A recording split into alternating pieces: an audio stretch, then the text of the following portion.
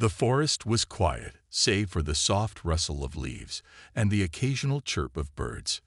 Jake tightened his grip on the hiking stick in his hand as he glanced over at his younger sister, Lily. She was busy snapping pictures with her phone, capturing every tree and rock like they were treasures. They had been walking for hours now, deeper into the dense woods of Montana than either of them had ever gone before. "Lily, we should head back soon," Jake said, checking his watch. "It's getting late." She rolled her eyes but didn't stop clicking. "Come on, Jake. We're out here to explore, not turn around after 5 minutes." Jake sighed. His sister always had a way of dragging him into things he wasn't sure about. This time, though, it wasn't just her enthusiasm that made him uneasy. It was something else. He couldn't quite put his finger on it, but the air felt different. Thicker, almost electric.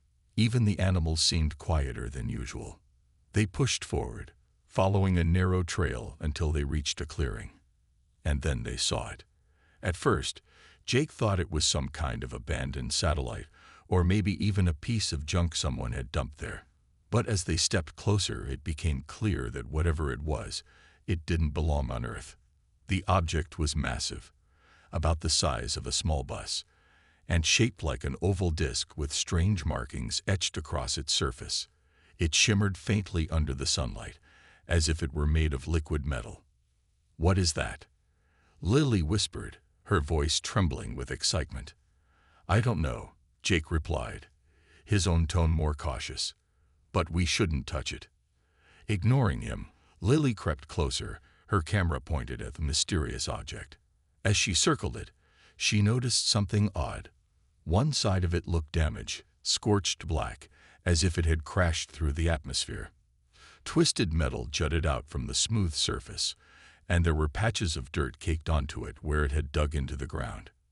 "This isn't human," Lily said finally, glancing back at Jake. "Do you think it's alien?" Jake frowned. "Don't be ridiculous. Aliens aren't real." But deep down, he wasn't so sure. Something about the object gave him goosebumps. It wasn't just the otherworldly design. It was the feeling that they weren't alone anymore. The hairs on the back of his neck stood up, and he scanned the trees nervously. For a moment, he thought he saw movement, a shadow darting between the trunks. But when he blinked, it was gone. "We need to tell someone about this," Jake said firmly, pulling out his phone. To his frustration, there was no signal. Great, just great. Lily wasn't listening. She was too busy examining the markings on the object. Some of them glowed faintly, pulsing like a heartbeat. When she reached out to touch one, Jake grabbed her arm. "Don't," he hissed. "We don't know what it does." Before she could argue, a loud crack echoed through the clearing. Both siblings froze, staring at the trees. Another sound followed, a low hum that seemed to come from everywhere and nowhere all at once. The object began to vibrate slightly, sending ripples across its surface. "Okay, we're leaving now," Jake said, grabbing Lily's wrist. Reluctantly, she let him pull her away, casting one last glance over her shoulder at the strange artifact. They didn't speak as they hurried back toward the trail, their footsteps crunching loudly against the dry leaves. Neither of them noticed the pair of glowing eyes watching them from the shadows, or the fact that the hum grew louder the farther they got from the crash site. By the time they reached the edge of the forest, night had fallen. Jake immediately flagged down a park ranger and explained what they'd found. The ranger listened carefully, jotting notes onto a clipboard before promising to investigate. As they drove home, Lily stared out the window, lost in thought. "What do you think will happen to it?" she asked quietly. Jake shrugged, trying to shake off the unease still clinging to him. "I don't know, but I have a feeling we haven't seen the last of it." Little did they know, their discovery would change everything, for better or worse. The next morning, the quiet little town near the forest buzzed with activity. News of the strange object had spread quickly, thanks to Jake and Lily's report to the park ranger. By noon, a team of government agents arrived at the crash site.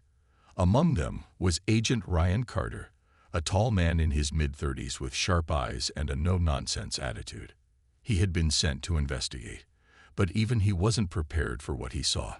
The object sat in a clearing exactly as Jake and Lily had described it, smooth, metallic, and unlike anything human-made. Ryan crouched down to examine the damaged side. The scorched metal looked like it had been melted by extreme heat, yet there were no signs of fire or explosion in the surrounding area. It didn't make sense. "This isn't natural," Ryan muttered under his breath. "It's not even possible." One of his colleagues, a young technician named Marcus, held up a device that beeped erratically as he moved closer to the object. "Sir, this thing is giving off some kind of energy reading. It's faint, but it's there." Ryan frowned. "Faint? You mean it's still active?" Marcus nodded. "Looks like it. And get this, it seems to be repairing itself." "Repairing itself," Ryan repeated, raising an eyebrow. He leaned in closer to inspect the damage. Sure enough, tiny cracks along the edges of the scorched area were slowly sealing shut, as if the metal were alive. Before Ryan could process what he was seeing, a sudden rustling sound came from the trees. Everyone froze, their hands instinctively reaching for their weapons. But instead of an animal stepping into the clearing, 3 figures emerged. They were humanoid, but definitely not human. Their skin shimmered like liquid silver, and their large, almond-shaped eyes glowed faintly in the dim light. For a moment, nobody moved. Then one of the aliens raised its hand, making a series of clicking and whirring sounds. The others mimicked the gesture, their heads tilting curiously as they studied the humans. "Stay calm," Ryan ordered, though his own heart was racing. He took a cautious step forward, keeping his hands visible. "We're not here to hurt you." The aliens didn't respond, at least, not in a way anyone understood. Instead, they began moving toward the object, their movements jerky and awkward, as if they weren't used to walking on Earth. When one of them touched the surface, it let out a soft hum, lighting up slightly in response. Ryan watched carefully, unsure whether to intervene. These creatures clearly had some connection to the object, but their intentions were unclear. Were they trying to fix it, take it back, or something else entirely? Suddenly, Marcus shouted, pointing at the edge of the clearing. More shadows darted between the trees, retreating deeper into the forest. The aliens reacted instantly, pulling away from the object and following the others. In seconds, they were gone, leaving behind only silence. "Well, that was weird," Marcus said, breaking the tension. Ryan didn't answer. His mind raced with questions. Who, or what, were those beings? Why had they left so suddenly? And most importantly, what did they want with the object? Back at the base camp, Ryan called headquarters to update them on the situation. While he spoke, another member of the team approached him, a woman named Clara Bennett. She was a linguist assigned to help decode any alien languages they might encounter. "Did you record their sounds?" Clara asked eagerly, holding up a small recorder. Ryan nodded. "Yeah, but I don't think we'll get much out of it. They didn't exactly stick around long enough to chat." Clara smiled faintly. "You'd be surprised. Sometimes all we need is a few seconds to understand someone. Or something." As the day wore on, rumors about the crash spread beyond the forest. Local news stations picked up the story, and soon people from nearby towns showed up, hoping to catch a glimpse of the mysterious object. Some brought cameras, others brought tents, and a few brought conspiracy theories. Jake and Lily watched from a distance, wondering if they should have stayed quiet after all. Unbeknownst to everyone, the aliens weren't far away. Hidden among the trees, they observed the growing crowd with growing unease. Zink, their leader, knew they couldn't wait much longer. If they didn't act soon, reclaiming their ship and saving themselves might become impossible. Clara Bennett sat alone in a small tent, her headphones on as she replayed the recording of the alien sounds. The clicks and whirs filled her ears, strange yet oddly rhythmic. She scribbled notes furiously on a notepad, trying to find patterns or repetitions that might hint at meaning. It was slow work, but Clara had always been good at puzzles, and this felt like the biggest one of her career. Outside, the camp buzzed with activity. Government agents patrolled the perimeter, keeping curious locals at bay. News helicopters circled overhead, their blades chopping through the air like thunder. Jake and Lily lingered nearby, watching everything unfold. They hadn't told anyone about their initial discovery beyond the park ranger, but now they felt a strange sense of responsibility for what was happening. "Do you think they'll figure out what it is?" Lily whispered to her brother. Jake shrugged. "I don't know, but those aliens looked scared when they saw all these people." Lily frowned. "Maybe they're just trying to protect their ship." Before Jake could respond, Agent Ryan Carter approached them. He had noticed the siblings lingering around the site and decided it was time to get some answers. "You too," he said, motioning for them to follow him. "Come with me." They hesitated but obeyed, trailing behind Ryan as he led them into a quieter part of the camp. Once they were alone, he crossed his arms and gave them a serious look. "You were the first ones to find this thing, right?" Jake nodded. "Yeah, we didn't touch it or anything. We just found it." Ryan studied them carefully. "Did you see anyone, or anything, near it before we got here?" Lily glanced at Jake, unsure if they should mention the glowing eyes they'd seen in the shadows. Finally, she spoke up. "There were some weird noises when we left, and we thought we saw something moving in the trees." Ryan's expression hardened. "Weird noises? Like what?" "Like humming," Jake added quickly, "and rustling. It sounded like someone, or something, was watching us." Ryan didn't say anything for a moment. He jotted down their words in a notebook, then handed them each a card with his contact information. "If you remember anything else, let me know. Anything at all." As the siblings walked away, Ryan couldn't shake the feeling that there was more to their story. He made a mental note to keep an eye on them. Back in the tent, Clara finally made a breakthrough. After hours of listening to the recording, she identified a repeating sequence of sounds. To her surprise, they seemed to correspond with certain actions the aliens had taken near the object. One particular sound matched the moment when one of the aliens touched the ship, causing it to hum. Another matched the instant they turned and fled into the forest. "This isn't random," Clara muttered to herself. "It's communication." Excited, she grabbed her notes and rushed to find Ryan. She found him near the crash site, staring at the object with a thoughtful expression. "Agent Carter," she called, waving him over. "I think I've got something." Ryan raised an eyebrow. "What is it?" "I decoded part of their language," Clara explained breathlessly. "Well, sort of. There are fragments I can understand. Words like broken, home, and danger." "Danger," Ryan repeated, his voice tense. "Are you sure?" Clara nodded. "It's not exact, but it's close. Whatever these creatures are, they're worried about something. And based on what I've pieced together, I think they need that ship to survive." Ryan's mind raced. If the aliens needed the object to live, then taking it apart or experimenting on it could have dire consequences. But before he could act on this new information, a sudden commotion broke out near the edge of the clearing. A group of protesters had pushed past the guards, holding signs that read, "Aliens are real," and "Protect our planet." Their loud chants echoed through the forest, startling birds into flight. Among them was a man shouting into a megaphone, claiming the government was hiding evidence of extraterrestrial life. Ryan groaned. This was the last thing they needed.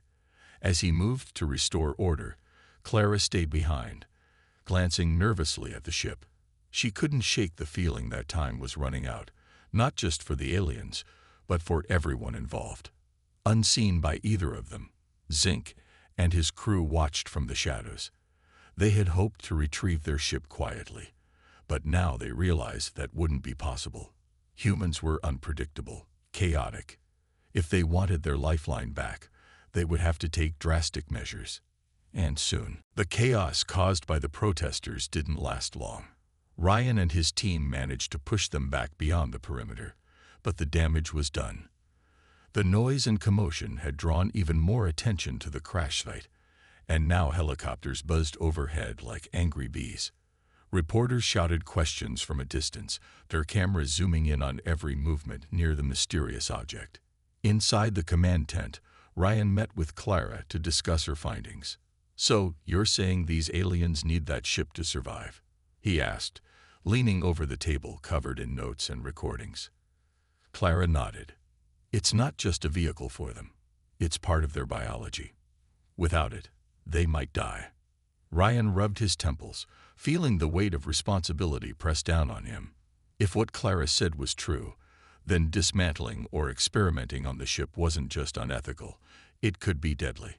But before he could decide what to do next, a black SUV rolled into the camp. Out stepped Director Alan Hughes, a stern-looking man in his 50s with sharp features and an air of authority. Hughes wasted no time taking control. "Carter," he barked, striding toward Ryan. "You're relieved of duty here. Project Horizon will handle this from now on." Ryan stiffened. "Sir, with all due respect, we've made progress." "I don't care about progress," Hughes interrupted coldly. "This is above your pay grade. Stand down." Before Ryan could protest further, Hughes turned to his team and began issuing orders. Within minutes, the entire area was cordoned off, and everyone except Project Horizon personnel was forced to leave. Even Clara was escorted away, her protests falling on deaf ears. Jake and Lily watched from a safe distance as the new group took over. Armed guards surrounded the object, and large trucks unloaded heavy equipment. Whatever Project Horizon had planned, it didn't look good. Later that night, Ryan found himself pacing outside his cabin, unable to sleep. He couldn't shake the feeling that something was wrong. Project Horizon wasn't known for its transparency, and their sudden appearance raised red flags. Determined to get answers, he decided to sneak back to the crash site. When he arrived, he saw workers cutting pieces off the ship and loading them into crates. Some of the glowing symbols on the surface flickered weakly, as if protesting the intrusion. Nearby, Hughes stood watching, a satisfied smirk on his face. "What are you doing?" Ryan demanded, stepping out of the shadows. Hughes didn't seem surprised to see him. "Classified operations, Carter. Go back to bed. You can't just tear it apart." Ryan snapped. "That thing is alive. Those aliens need it." Hughes's smile faded, replaced by a cold glare. "And why should we care about some alien bugs? This technology could change everything for us. For humanity. We're not letting it slip through our fingers." Ryan clenched his fists, anger boiling inside him. "You don't understand. Tampering with this could put everyone in danger." "Enough," Hughes barked. "You're out of line, Agent. Leave now, or I'll have you arrested." Defeated but unwilling to give up, Ryan backed away.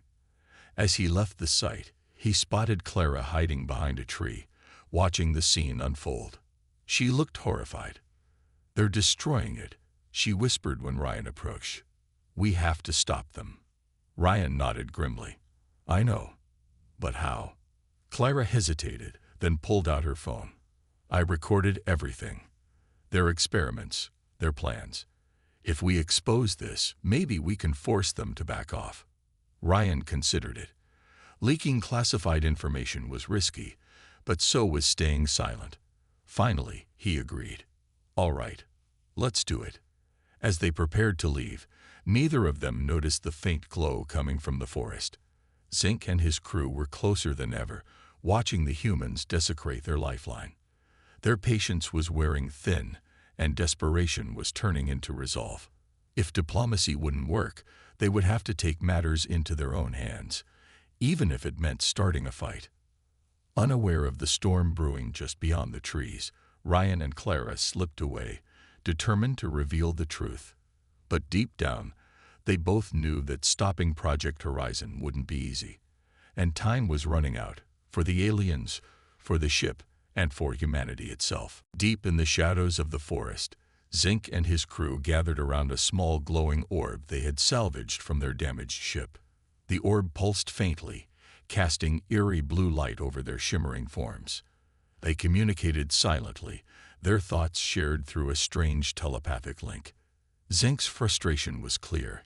He radiated waves of anger and fear as he replayed images of the humans cutting pieces off their lifeline. "We cannot wait any longer," one of the crew members said, his voice a series of soft clicks that only they could understand. "If they destroy more of the ship, we will not survive." Another alien chimed in, her tone hesitant. "But attacking them could make things worse. They outnumber us, and we are weak without the ship." Zink's eyes glowed brighter as he considered their options. He knew both sides were right. Attacking might give them a chance to reclaim their ship, but it could also lead to disaster. Humans were unpredictable, especially when frightened. And yet, doing nothing meant certain death for his people. "There is another way," Zink said finally, his voice firm despite the weight of his decision. "We send an emissary, a single being to speak with them. If we can show them we mean no harm, perhaps they will listen."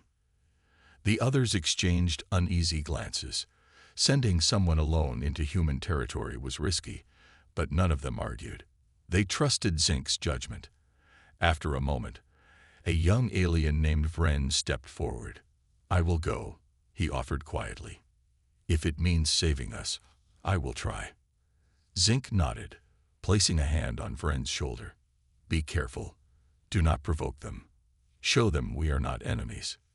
Meanwhile, Ryan and Clara worked late into the night, poring over the recordings and files they had smuggled out of the crash site. Clara uploaded everything to a secure server while Ryan drafted a message exposing Project Horizon's plans. Both of them knew the risks. They could lose their jobs, or worse, but they couldn't stand by and let Hugh's team continue dismantling the alien ship. "This is insane," Clara muttered, shaking her head as she watched footage of workers slicing into the glowing metal. "They're destroying something they don't even understand." Ryan sighed, running a hand through his hair. "And for what? Power? Greed? It doesn't matter. What matters is stopping them before it's too late." As dawn approached, they received a call from Jake. His voice trembled with urgency. "You need to come back to the forest," he said. "Something's happening." Ryan and Clara exchanged worried looks before grabbing their gear and heading to the crash site. When they arrived, they found Jake and Lily hiding behind a cluster of bushes. The siblings pointed toward the edge of the clearing, where a lone figure stood bathed in pale moonlight. It was Vren. The alien moved cautiously, its hands raised in a gesture of peace. Its large, glowing eyes scanned the area, searching for signs of hostility. For a moment, everyone froze, humans and aliens alike. Then, without warning, a group of armed guards rushed forward, shouting orders. "Stay where you are," one of them barked, raising his weapon. Vren didn't move, though his body tensed visibly. He made a series of soft clicking sounds, trying to communicate, but the humans didn't understand. Instead, they surrounded him, forcing him to the ground and binding his arms with thick straps. "No," Clara shouted, stepping out from the bushes. "You don't know what you're doing." Ryan grabbed her arm, pulling her back. "We can't intervene now. We'll blow our cover." As the guards dragged Vren away, Zink and the others watched helplessly from the trees. Their emissary had failed, and their hope for peaceful resolution slipped further out of reach. Zink clenched his fists, his resolve hardening. If diplomacy wouldn't work, then force would be their only option. Back at the camp, Clara and Ryan felt a growing sense of dread. The situation was spiraling out of control, and they weren't sure how much longer they could keep their secret safe. Worse still, they had no idea what Project Horizon would do to Vren, or how far the aliens would go to get him back. Time was running out for everyone. News of the captured aliens spread like wildfire. Within hours, every news outlet in the country was talking about it. Reporters swarmed the area around the crash site, desperate for details. Some called it proof of extraterrestrial life, while others warned of an imminent invasion. The world was divided. Some people wanted peace with the aliens, while others demanded action to protect Earth. Inside the camp, Director Hughes watched the chaos unfold with a satisfied smirk. He had ordered Vren to be locked in a specially designed containment unit, a glass chamber filled with a strange, glowing gas meant to keep the alien alive but subdued. Scientists poked and prodded at Vren, running tests and taking samples without regard for his well-being. To Hughes, the alien was nothing more than a specimen, a means to an end. Vren endured it all silently, his large eyes dimmed with pain and exhaustion. Despite his weakened state, he tried to communicate, making soft clicking sounds that echoed faintly through the chamber. But no one listened. No one understood. Ryan and Clara watched from a distance, their guilt growing heavier with each passing hour. They had seen what happened when humans interfered with things they didn't understand, and this felt like a disaster waiting to happen. "We need to do something," Clara whispered urgently as they stood outside the tent housing Vren's prison. "If we don't act soon, they'll kill him, or worse." Ryan nodded, though his face was grim. "I know, but how? We can't just walk in there and break him out." Before they could come up with a plan, Jake and Lily appeared, looking pale and out of breath. "You have to stop them," Lily pleaded, clutching Ryan's arm. "They're hurting him." "We know," Ryan said softly, exchanging a glance with Clara. "But we can't do it alone. We need help." Jake hesitated, then pulled a small device from his pocket. It was one of the pieces of alien tech he and Lily had secretly taken from the crash site before Project Horizon took over. "Maybe this can help," he said. "It hums whenever someone gets close to the ship. Maybe it can guide us to where they're keeping Vren." Clara's eyes lit up. "That's brilliant. Let's try it." Meanwhile, Zink and his crew prepared for a rescue mission. They couldn't wait any longer, not if they wanted to save Vren and reclaim their ship. Using tools salvaged from the wreckage, they built crude weapons capable of emitting powerful energy blasts. Though rudimentary, these weapons would give them a fighting chance against the humans. As night fell, Zink led his team toward the camp, moving silently through the trees. Their shimmering bodies blended with the shadows, making them nearly invisible. When they reached the perimeter, they paused, observing the guards patrolling the area. Zink signaled for his crew to split up, surrounding the camp to create a distraction. At the same time, Ryan, Clara, Jake, and Lily used the device to locate Vren's containment unit. The hum grew louder as they approached the heavily guarded tent. Peering inside, they saw the glowing chamber holding Vren. His condition seemed worse. He barely moved, his body limp and his eyes dull. "We need to shut off the gas first," Clara whispered, studying the controls outside the tent. "Otherwise, he won't make it out alive." Ryan nodded and turned to the siblings. "Stay here and keep watch. If anyone comes, warn us." Jake and Lily nodded nervously, gripping the alien device tightly. As Ryan and Clara slipped into the tent, Zink and his crew launched their attack. Bright bursts of energy erupted around the camp, scattering the guards and causing panic. Shouts rang out as humans scrambled to respond, giving Ryan and Clara the opening they needed. Inside the tent, Clara worked quickly, deciphering the control panel. She pressed a sequence of buttons, and the glowing gas inside the chamber began to dissipate. Vren stirred weakly, his eyes flickering back to life. "Come on," Ryan urged, helping Clara pry open the door. Just as they freed Vren, alarms blared throughout the camp. Reinforcements were coming. Ryan and Clara helped Vren to his feet, supporting him as they hurried toward the exit. Outside, Jake and Lily waved them over, guiding them toward the forest where Zink waited. But they weren't fast enough. Guards appeared, blocking their path. For a moment, it seemed like all hope was lost.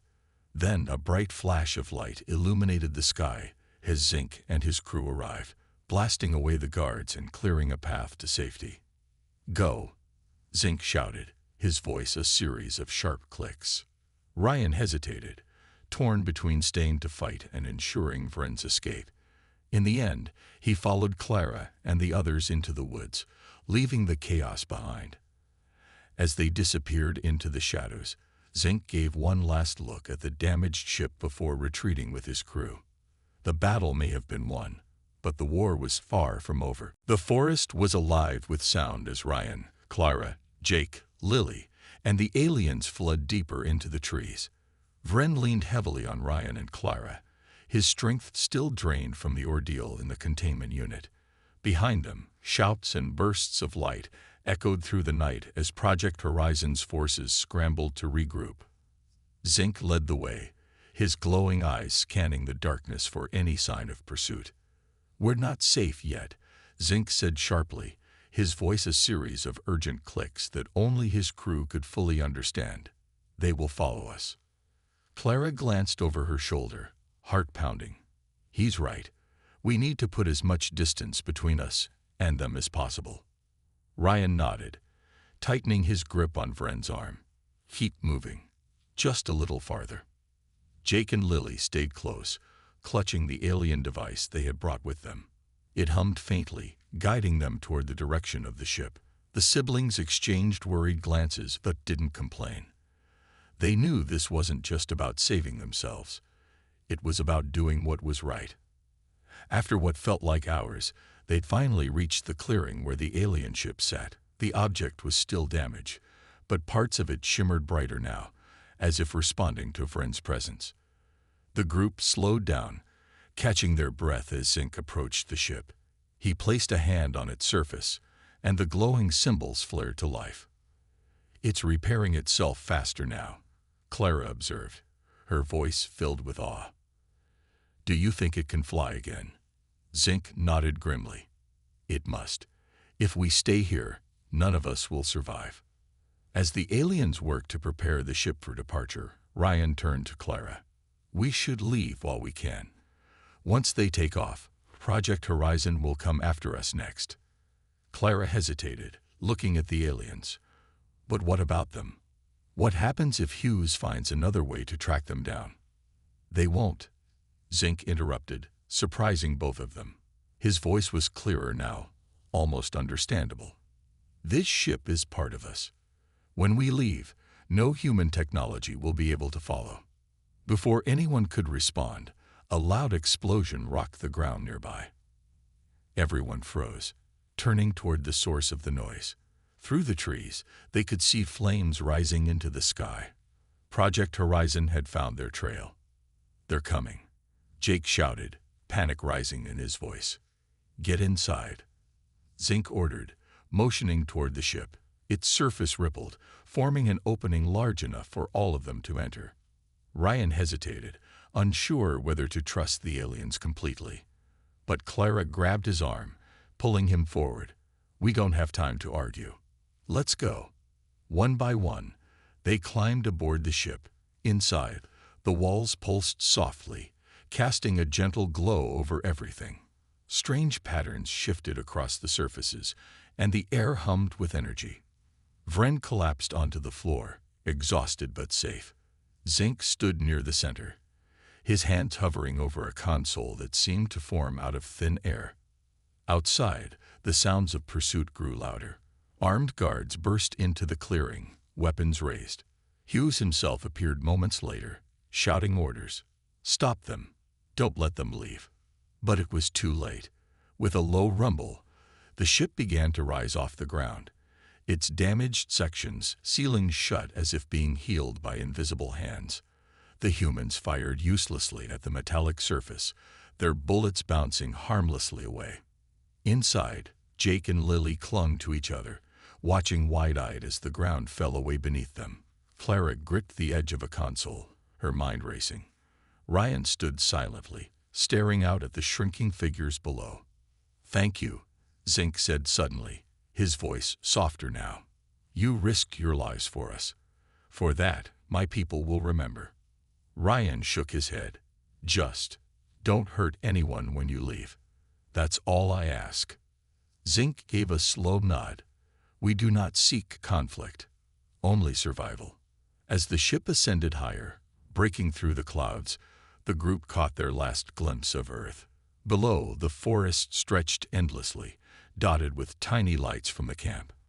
Then, with a sudden burst of speed, the ship shot forward, disappearing into the stars. Hughes watched helplessly as the vessel vanished, his face twisted with rage. "Find them," he bellowed, though deep down, he knew it was futile. Back inside the ship, the group shared a moment of quiet relief. They had done the impossible. They had helped save an entire species.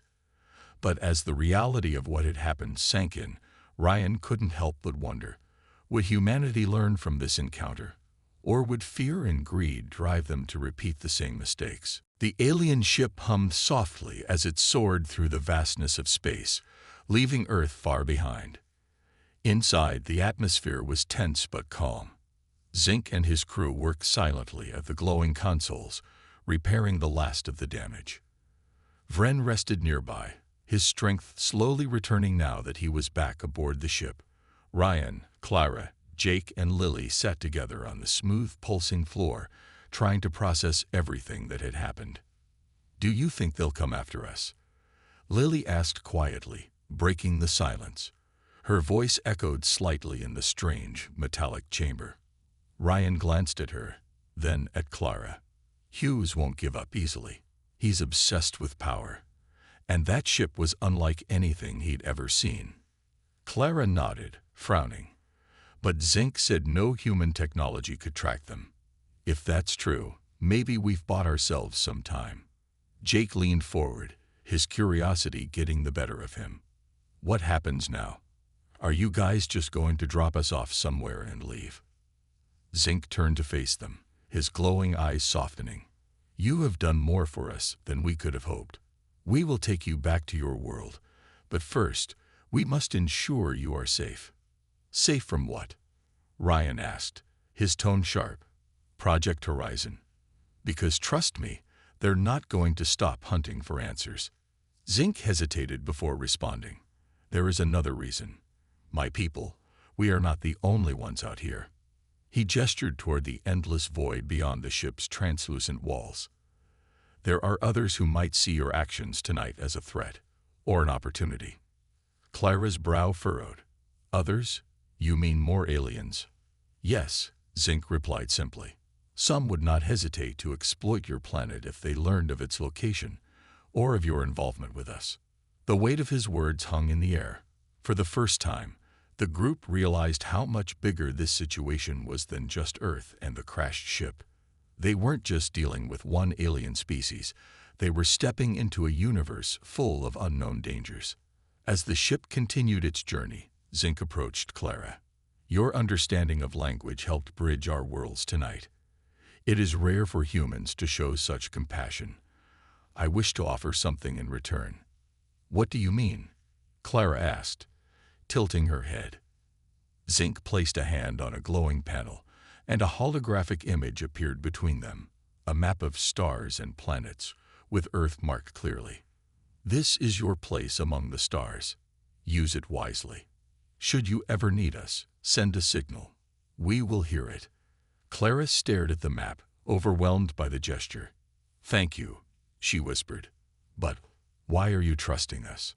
"Because fear leads to destruction," Zink said firmly. "If we cannot trust, we cannot survive." Hours later, the ship descended back toward Earth, landing gently in a secluded desert far from Project Horizon's reach. As the group stepped outside, they found themselves surrounded by sand dunes under a pale moonlit sky. The air was cool and quiet, a stark contrast to the chaos they had left behind. "We will stay close," Zink assured them before closing the ship's entrance. "Watch over your people. And remember, peace begins with understanding." With that, the ship lifted off once more, vanishing into the night. The group stood there for a long moment, staring at the empty horizon. "Well," Jake said finally, breaking the silence. "That was insane." Ryan chuckled dryly. "Yeah, Insane doesn't even cover it. Clara pulled out her phone, checking for signal. We need to get back to civilization. There's still work to do, exposing Project Horizon, making sure people know the truth. Lily looked up at the stars, her expression thoughtful. Do you think we'll ever see them again? Ryan followed her gaze, lost in thought. Maybe, but for now, let's focus on keeping Earth safe, from both aliens and ourselves. As they started walking, none of them noticed the faint glow of the alien map etched into Clara's pocket, nor did they realize that their lives, and the fate of humanity, had changed forever. Somewhere out there, Zink and his crew watched silently, hoping they had made the right choice in trusting these humans. And so, the story ended, not with answers, but with questions. Questions about trust, survival, and the fragile connection between worlds. The group trudged through the desert under the pale light of dawn, their feet sinking into the soft sand with every step. Jake and Lily stayed close together, whispering quietly about everything they had seen. The aliens, the ship, the strange energy that seemed to pulse around them even now. Ryan walked ahead, scanning the horizon for any sign of civilization, while Clara clutched her phone tightly, willing it to find a signal. Finally, after what felt like hours, they spotted a distant road cutting through the barren landscape. A dusty pickup truck rumbled along, its headlights flickering weakly in the early morning light. Ryan flagged it down, waving his arms until the driver, a middle-aged man with a weathered face, pulled over cautiously. You folks okay? The man asked, eyeing them suspiciously. You look like you've been through something. We're fine, Ryan said quickly, forcing a smile. Just lost our way. Do you have a phone we could borrow? The man hesitated but eventually handed over an old flip phone. Clara took it gratefully and dialed a number she knew by heart. Within minutes, she was connected to a trusted journalist friend who agreed to meet them at a nearby diner. By the time they arrived, the sun was climbing higher in the sky, painting the world in golden hues. At the diner, Clara laid out everything they had witnessed: the crash site, Project Horizon's experiments, the rescue mission, and the aliens' departure. Her friend listened intently, scribbling notes furiously. When she finished, he leaned back in his chair stunned. This is huge, he said finally. If people hear this, it'll change everything. Exactly, Clara replied firmly. But we can't let Hughes and his team twist the story. They'll try to spin it as a threat instead of what it really is, an opportunity for humanity to grow. Ryan nodded.